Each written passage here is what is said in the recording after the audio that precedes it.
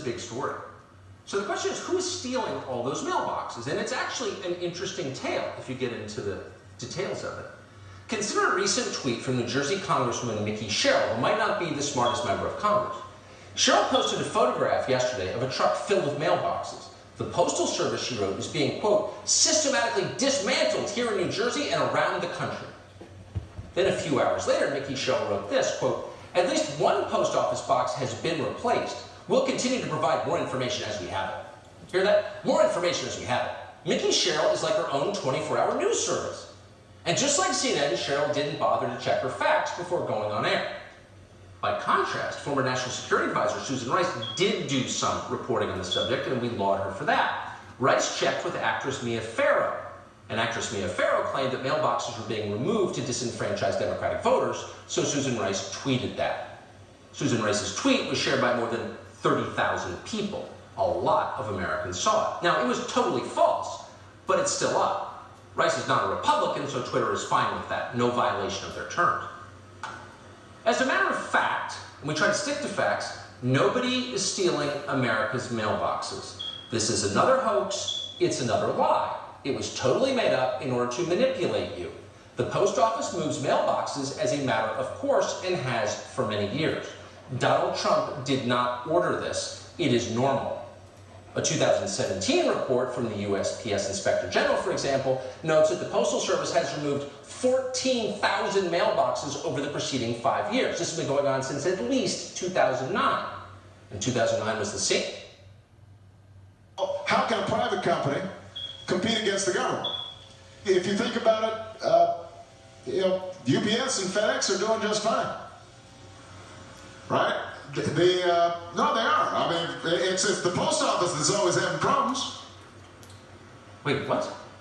Did you hear that? Talk about an unexpected twist. Ladies and gentlemen, the great mailbox conspiracy of 2020 turns out to be bigger and more complex than we realized. Barack Obama is in on it too. Don't tell Susan Rice. So what is this really about in real life? Well, last week, the president refused to hand over $3.5 billion to the Postal Service in recent stimulus negotiations. That was money that would go toward mail-in voting.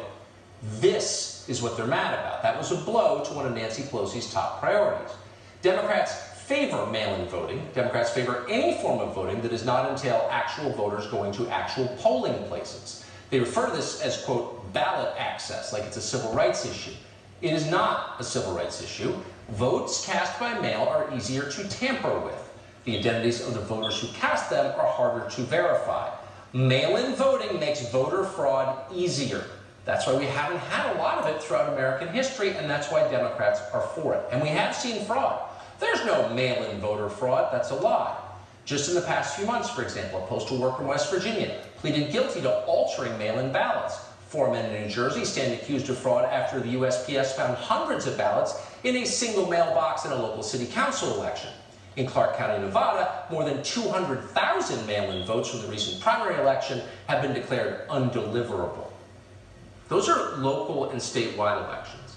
Imagine this on a national scale during a presidential election. Imagine it magnified across 50 states. What would be the effect of that? Well, there would be no way to assure the integrity of the presidential election. Oh, right. That's precisely the point. In July, the Boston Globe described how a group of Biden operatives, including John Podesta, had a secret war game in which they gamed out the presidential election this fall. Here's how the Boston Globe described one scenario in which Podesta took Biden's role. Quote, Mr. Podesta, playing Mr. Biden, shocked the organizers by saying he felt his party wouldn't let him concede. Alleging voter suppression, he persuaded the governors of Wisconsin and Michigan to send pro-Biden electors to the Electoral College. Oh, not crazy. Both Democratic governors. Eventually, in the scenario that Podesta outlined at the War Games, Americans, quote, stopped looking to the media for cues and waited to see what the military would do, end quote. So John Podesta is gaming out how the United States military could put Joe Biden in office. And that tells you a lot about how Democrats are thinking about this election. Making up bizarre stories about how Donald Trump steals mailboxes may be ludicrous, But stories like that make America even more paranoid and fearful than it already is, and that's the point. Stories like this prepare voters for the day that the Democrats call in the generals to make Joe Biden the president.